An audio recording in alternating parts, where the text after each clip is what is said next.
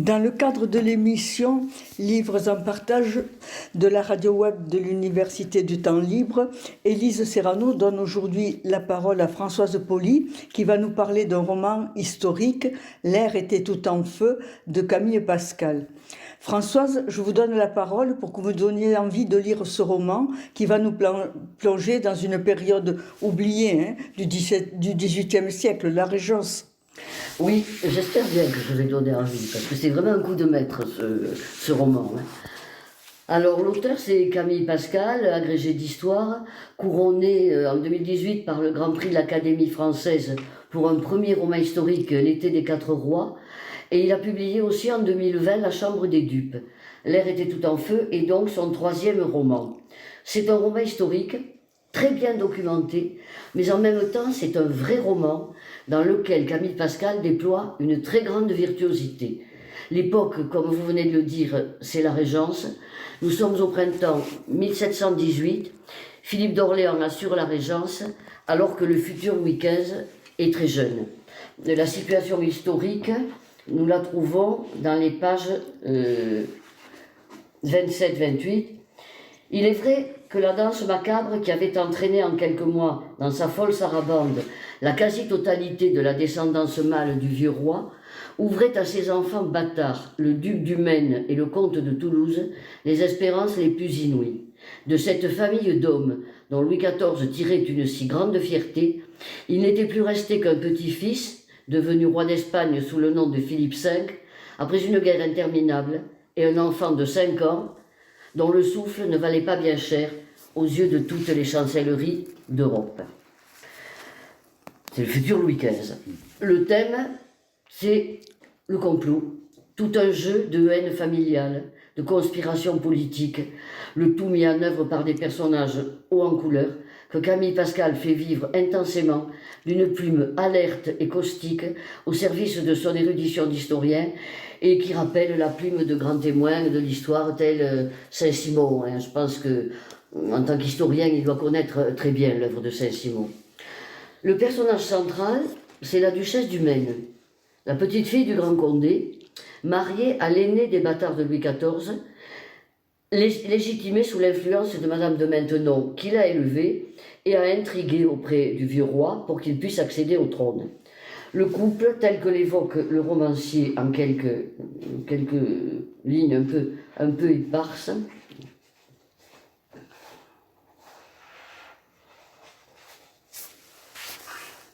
quant au duc du Maine, ce chatte-mythe, gorgé depuis sa plus tendre enfance de l'ambition d'une vieille fée qui avait autrefois jeté sa coiffe par-dessus les ruelles et jouait maintenant à la dévote, on pouvait compter sur lui pour se faire un plaisir de caresser toutes ces musaraignes de prétoire dans le sens de l'hermine. Alors, prenant appui sur le prestige du roi d'Espagne et peut-être même ses armées, il viendrait lui arracher la régence et la transporterait au château de Sceaux où elle serait exercée par son démon de femme.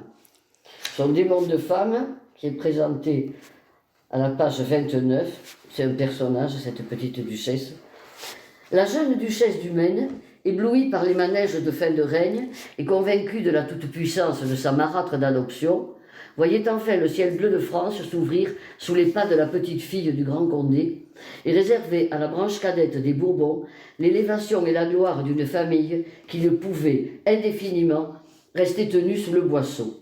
La princesse minuscule s'était alors ruée avec fureur dans les jupes de la Maintenon et après la mort de la petite duchesse de Bourgogne, dont le roi ne parvenait pas à se consoler, elle avait entrepris de la remplacer, à défaut de l'effacer, en étourdissant le moribond couronné de fêtes et d'esprit français. Dans les derniers mois du plus long des règnes, le soleil se couchait inexorablement à Versailles, mais l'aube courait s'ébrouer à Sceaux. Alors cette petite duchesse du Maine, c'est une véritable furie. Elle est avide de pouvoir, imbue de son ascendance et d'elle-même, et elle voudrait voir son mari, lui est assez falot, prendre la place du régent. Et pour cela, elle va comploter, notamment avec ses lamarres, l'ambassadeur d'Espagne, le roi. Il ne faut pas oublier que le roi d'Espagne, Philippe V, est aussi un Bourbon, et elle est encouragée dans ses complots par les survivants de la vieille cour du roi Soleil. Et le roman de Camille Pascal retrace avec minutie et vitalité cette véritable course-poursuite entre la duchesse et le régent. L'action est menée à bride abattue et les portraits sont inoubliables tant ils sont pleins de vie et d'humour. Le récit commence le 27 avril 1718. Un violent incendie menace Notre-Dame. Le régent entre en scène dès les premières pages avec toute l'autorité de sa fonction. Au Palais Royal, Monseigneur le Régent, alerté par le bourdon de Notre-Dame qui sonnait le tocsin à toute volée et par un courrier circonstancié du lieutenant général de police, avait aussitôt gagné son observatoire, construit en lanterne sur la rue de Richelieu, afin de constater par lui-même, et malgré sa vue basse, que l'air était tout en feu. Il fit aussitôt répondre à M. de Machaut qu'il irait sur place le lendemain avec ses équipages, pour se rendre compte de l'étendue du désastre et apporter la consolation de sa seule présence aux malheureux qui n'avaient plus rien. Il ajouta au bas de sa lettre des instructions précises, exigeant que les gendarmes et les mousquetaires se tiennent prêts à monter en selle et à disperser la foule. C'est ainsi que sur les coups de 11 heures du soir, on vit plusieurs compagnies de soldats prendre position rue de la Huchette sur la rive gauche et au débouché de la rue de la Lanterne, qui commandait l'entrée de la cité par la rive droite. La mèche des fusils n'attendait plus que d'être allumée, et ce n'était pas pour faire contre-feu à l'incendie. Cette première page donne une idée du style, qui est à la fois classique, précis, mais vivant, alerte. L'historien rappelle le climat dans lequel s'est mise en place la régence, et en faisant émerger la figure de Madame de Maintenon, mais pas seulement, il ne l'arrange pas, Madame de Maintenon, il est méchant avec elle. Pour ne rien arranger à son humeur, Philippe d'Orléans n'ignorait pas le torrent de calomnies que l'on versait quotidiennement sur sa tête depuis bien avant le nouveau règne. Il avait plus souvent qu'à son tour fait les frais du petit ragoût merdeux dont la Maintenon administrait tous les jours une bonne cuillerée au vieux roi Louis XIV, son mari de pénitence. Cette vieille putain qui se donnait maintenant des airs de sainte au milieu des demoiselles de Saint-Cyr avait toujours voulu l'abattre au profit de ses pupilles, car ce ventre fripé et stérile aimait à la folie les enfants adultérins que son vieux galant avait plantés dans celui des autres maîtresses. Par ses complaisances, ses bassesses et sa totale soumission aux jésuites, cette ripopée de vices était même parvenue à ébranler les lois fondamentales du royaume pour ouvrir une chatière politique à ses rebuts de gouttière. Le duc du Maine était son enfant chéri.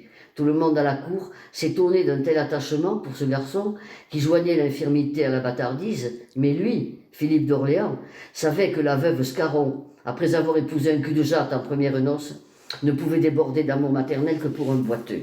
Cette pure méchanceté le soulagea un moment, comme d'une envie de pisser, mais le bourdonnement du tocsin réveilla son indignation et il fut saisi de tremblements nerveux.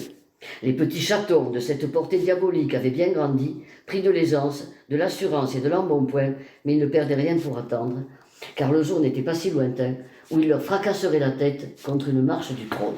Là aussi, le portrait de Madame de Maintenon, il n'est pas piqué des verres, voilà.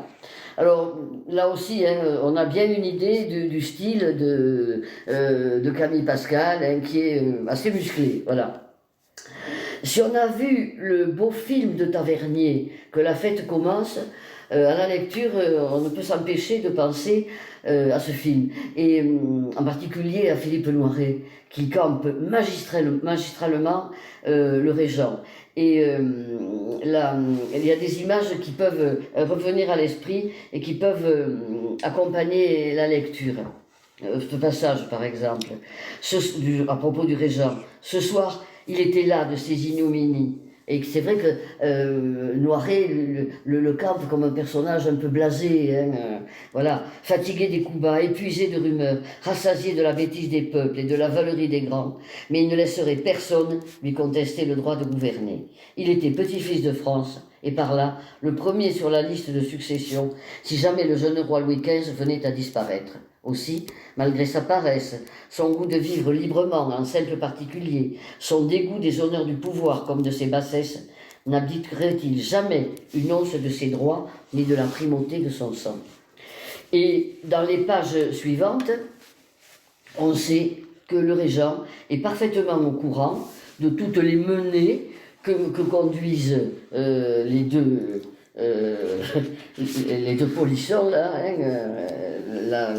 la petite duchesse et son mari, dans leur repère de Sceaux, puisqu'ils habitent au château de Sceaux. Voilà, on ne trouve pas. Un personnage clé du roman, qui a aussi un lien très proche avec le régent, c'est l'abbé Dubois, qui est son âme damnée. Et là aussi, si on se réfère au film de Tavernier, on se rappellera que c'est Jean Rochefort qui l'incarnait avec une extrême gourmandise. Hein, et le tandem Noiret-Rochefort. Là. Et moi, j'y ai souvent pensé, hein, en lisant le roman, j'y ai souvent pensé. Par exemple, voilà comment il en parle. Lors d'une mission à Londres, Camille Pascal souligne que l'esprit de l'abbé s'égarait toujours un peu à la messe. Aussi n'y assistait-il que rarement. Et il nous le montre aussi, croquant le Christ sans trop y penser. C'est joli ça. Avant de lire un courrier de première importance, ce qui le renseigne sur les agissements de la duchesse du Maine. Alors, c'est elle hein, qui est incontestablement le personnage principal du roman, comme elle est au cœur du complot qu'elle mène contre le régent. Parce que le duc du Maine est acéphalo, hein, c'est elle qui est avide de pouvoir et qui le pousse. Alors Camille Pascal la met en scène de façon à montrer son habileté, ses ambitions, son goût immodéré du pouvoir, mais il prend plaisir aussi à souligner ses ridicules et ses outrances. Voilà par exemple le climat qui règne au château de Sceaux. Le climat qui règne au château de Sceaux. Depuis ce basculement politique, la duchesse foudroyait de mépris son mari pour être restée bêtement impuissante devant l'habileté du régent et cherchait par tous les moyens à faire elle-même valoir des droits qu'elle regardait désormais comme les siens, car ils étaient aussi ceux de ses enfants, notamment de son fils, le prince de Dombes. Avec les épreuves et les déconvenues, le château de Sceaux, où l'on avait pourtant eu l'habitude de voir gambader des nymphes poursuivis par des lutins en pleine nuit et des dieux hébétés danser la gigue jusqu'au point du jour, s'était peu à peu transformé en une académie savante où les débris de la vieille cour glosaient à satiété sur les droits des rois de la première race. Là où s'était tenue une des conversations les plus brillantes de France, on se plaisait à défaire la réputation des maisons ducales, coupables d'avoir partie liée avec la chute des bâtards légitimés, dont la dignité, parfaitement inconnue jusque-là, était venue intercaler un rang supplémentaire entre eux et les princes du sang. Je ne résiste pas à lire la façon dont Camille Pascal nous présente, je vais dire en majesté, donc elle s'appelle Louise Bénédicte de Bourbon, petite fille du Grand Condé, duchesse du Maine. Voilà comment il la présente chez elle. Allez voir l'engin. Louise Bénédicte de Bourbon, duchesse du Maine, et bru royale de la main gauche par la volonté de Louis XIV, qui n'aimait rien tant que mêler le sang de ses bâtards avec celui de sa propre famille, n'en dormait plus.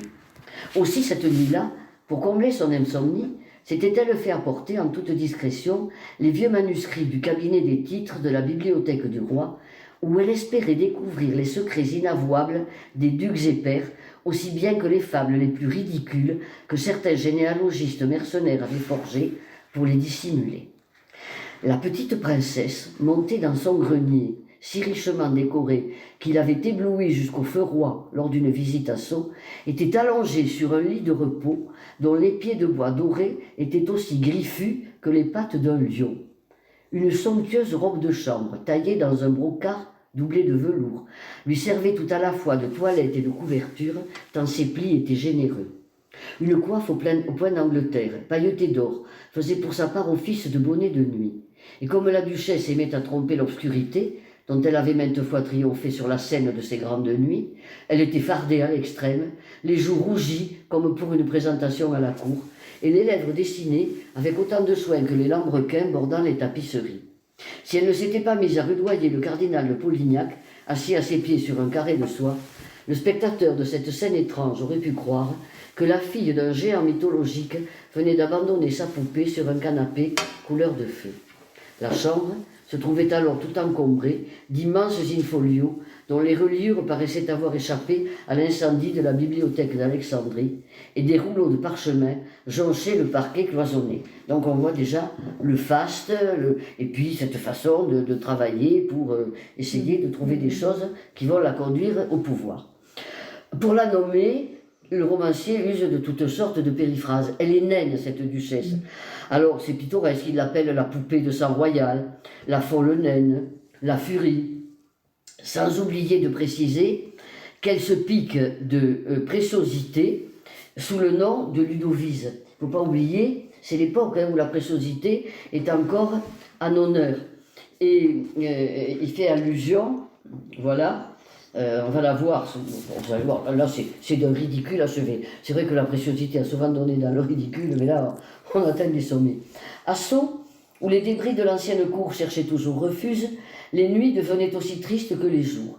Il était bien loin le temps où, sous le nom de Ludovise, la dernière des précieuses ordonnait aux lutins, aux gnomes, aux nymphes, aux sylphes et aux salamandres, les soumettant à ses lois et les contraignant à chanter sa gloire jusqu'au point du jour. Il n'était pas jusqu'aux cérémonies de l'ordre de la mouche à miel, dont autrefois ses adorateurs étaient si friands qu'ils ne perdissent un éclat. Les récipiendaires se faisaient de plus en plus rares depuis que le duc du Maine avait été déchu de ses droits à la succession au trône, et les derniers fidèles de la duchesse tentaient de dissimuler des défections en arborant autour du cou la médaille de cet ordre fantasque dont elle s'était autoproclamée la dictatrice perpétuelle, infligeant des punitions ridicules à ceux des membres qui égaraient leurs insignes ou qui manquaient aux cérémonies d'investiture. Voilà. Alors elle est très habile, elle est intelligente, elle est très habile. Elle fait circuler des libelles, des pamphlets pour discréditer le régent. Mais elle comprend vite que ça ne suffira pas à le chasser du pouvoir. Elle est insomniaque et pendant ses insomnies, dans l'ivresse de son origine, elle essaie de trouver comment elle va pouvoir procéder pour... Est-ce que je me retrouve? Elle se prit enfin conscience qu'elle ne parviendrait pas à terrasser le nouveau maître de la France à coups de plume d'oie trempés dans le fiel d'une mauvaise poésie. La petite fille du Grand Condé ne pouvait d'ailleurs pas se contenter de faire écrire contre son ennemi de nouvelles mazarinades. Elle se devait de l'affronter, les armes à la main, comme son aïeul l'avait fait avec l'armée royale au cours de la fameuse bataille du Faubourg Saint-Antoine le 2 juillet 1652. Elle rêvait de sentir enfin l'odeur de cette poudre de fronde dont son enfance avait été bercée. Petite fille du Grand Condé, hein, alors, voilà.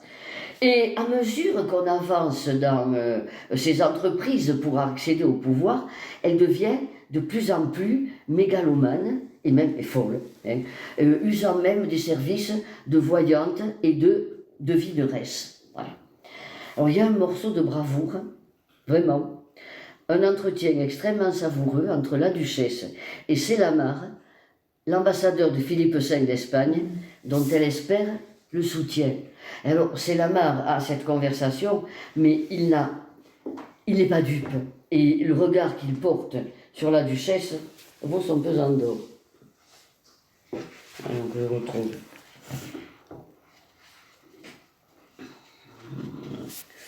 Page 75. L'ambassadeur, prince napolitain et grand d'Espagne, restait bouche bée devant cette femme haute comme 3 pommes qui redessinait sous ses yeux la carte de l'Europe quand elle aurait dû passer son temps à faire des nœuds comme la mode le lui commandait ou des prières comme la religion l'exigeait. Il s'étonnait aussi de l'absence du duc du Maine, dont c'était finalement des intérêts qu'il était question, mais n'osa évidemment pas y faire la moindre allusion. Aussi se contentait-il d'écouter et de hocher la tête en signe d'assentiment chaque fois que les élucubrations de son interlocutrice paraissaient servir les desseins du cardinal Alberoni, Premier ministre de Sa Majesté espagnole. Célamare, c'est un diplomate extrêmement habile, hein, donc il comprend une partie, il lui laisse croire qu'il va lui apporter son soutien, mais il voit en revanche tout ce qu'il peut en tirer, lui, au service de son roi. Alors elle ressort de cet entretien dans un état d'exaltation et d'euphorie extraordinaire, et on la voit aussi extrêmement capricieuse. Et lorsqu'elle est contrariée, elle pique des crises épouvantables. Il y en a plusieurs dans le récit. Voilà. La petite duchesse du Maine, elle est contrariée par quelque chose, donc elle a lu quelque chose qui l'a mise en colère. La petite duchesse du Maine entra soudain dans une de ces crises nerveuses qui faisaient trembler les vitres des fenêtres et battre le cœur de ses servantes. Ses yeux se révulsaient, son pouls devenait cataleptique, ses membres se raidissaient, et des hurlements à briser le cristal retentissaient si loin que même les animaux de la ménagerie cherchaient à prendre la fuite. Ça en dit long quand même, hein, là. Alors, si le romancier prend plaisir à s'attarder sur le personnage de la duchesse, parce que c'est vrai que pour un romancier, c'est extraordinaire un personnage comme ça, il n'est quand même pas en reste avec le régent, hein, qu'il nous présente comme il a certainement été un personnage finalement assez calculateur et sournois, qui fait semblant de mépriser un peu le pouvoir, mais qui au fond est quand même très, très attaché. Hein, un passage, on le voit, où il est en colère parce qu'il voit tous ces complots, c'est la tête farcie et l'esprit congestionné par la colère, bien davantage que par les vapeurs du vin de champagne, que le régent venait de paraître au lever du petit roi. Il n'en laissait rien deviner, car Philippe d'Orléans maîtrisait à merveille cet art de la dissimulation qui permet de gazer la bêtise des princes ou de protéger leur intelligence selon les qualités dont la Providence les a dotés. Il s'apprêtait à mettre cul par-dessus tête la politique étrangère de Louis XIV, mais au moment de traverser la grande antichambre et de passer devant le portrait du feu roi couronné par la victoire, qui trônait depuis un demi-siècle face à l'immense cheminée, il ne put s'empêcher de baisser le regard et de serrer les dents. Personne dans l'assistance, très nombreuse au grand lever, ne remarqua cette brève contraction de la mâchoire, car sur son passage les hommes pliaient l'échine avec une souplesse de cour, et les femmes profitaient de leur grande révérence pour dévoiler par feinte inadvertance des appâts qui ne demandaient qu'à être admirés. On voit le côté aussi débauché, hein, du régent. Alors on aperçoit furtivement le futur Louis XV, qui est tout petit, hein, qui, avec des agissements de son âge, avant que son précepteur le rappelle à ses devoirs de futur roi. Et cette scène en présence du futur Louis XV, c'est une occasion pour le régent d'humilier le duc du Maine en faisant mine de l'honorer. Alors on va voir le futur Louis XV et on va voir comment... Passé dans la chambre du roi, Philippe s'avança jusqu'au balustre qui séparait l'alcôve du reste de la pièce et dont le portillon lui fut immédiatement ouvert par le premier valet de chambre pour lui permettre d'aller saluer son royal petit-neveu. Comme à son habitude, il échangea avec lui des propos badins, lui demanda des nouvelles de son jeune ami iroquois et de ses chiens. L'enfant était d'humeur joyeuse et s'amusait à faire tomber les chaussures que deux valets de garde-robe s'ingéniaient à lui enfiler. Il fallut l'intervention discrète de M. de Fréjus, son précepteur, pour qu'il cesse ce petit jeu et reprenne aussitôt la mine fermée et boudeuse qui lui tenait lieu en public de face à main. Alors que le premier gentilhomme de la chambre s'apprêtait à lui tendre la chemise afin qu'il la présente au roi, le régent, au lieu de s'en saisir, se pencha et chuchota quelques mots à l'oreille de l'enfant, qui désigna alors le duc du Maine pour cet office. Un murmure de cour salua ce geste magnanime, mais en réalité, c'était un coup de talon donné au pied beau de cet infirme, auquel le régent faisait mine de concéder les honneurs d'un prince du sang, dont il avait pourtant le rang par la volonté de Louis XIV. Le prince s'avança, de sa démarche claudicante, jusqu'au balustre, sur lequel il fut obligé de prendre appui pour atteindre le parquet d'estrade, délicatement clouté d'un tapis de la savonnerie. Cette faiblesse et cette humiliation n'échappèrent à personne, pas même aux figures grotesques qui peuplaient les lambris dorés de cette pièce, toutes détrempées dans le vieux style. C'est les mœurs de la cour, hein, c'est d'une cruauté extrême. Alors parmi les personnages de second plan, il y a toute une galerie de portraits extrêmement pittoresques, brossés avec souvent de l'humour, mais également parfois avec férocité. Et je vais m'amuser à citer celui du duc de Bourbon, qui est un des témoins de la scène que je viens d'évoquer. Le duc de Bourbon, il ne comprend pas grand-chose, il faut m'expliquer. Alors, cette faiblesse et cette humiliation n'échappèrent à personne, pas même aux figures grotesques qui peuplaient les lambris dorés de cette pièce, toutes détrempées dans le vieux style. Seul le duc de Bourbon, qui n'y voyait que d'un œil et aveuglait l'autre de sa haine, fulminait que l'odeur de la chemise ne lui ait pas été réservée, alors qu'il lui revenait de droit après le régent. Il était trop bête pour comprendre que son auguste cousin venait de servir sous ses yeux le pauvre bâtard comme une biche en forêt de Chantilly après la Lalie. C'est cruel, hein, ça.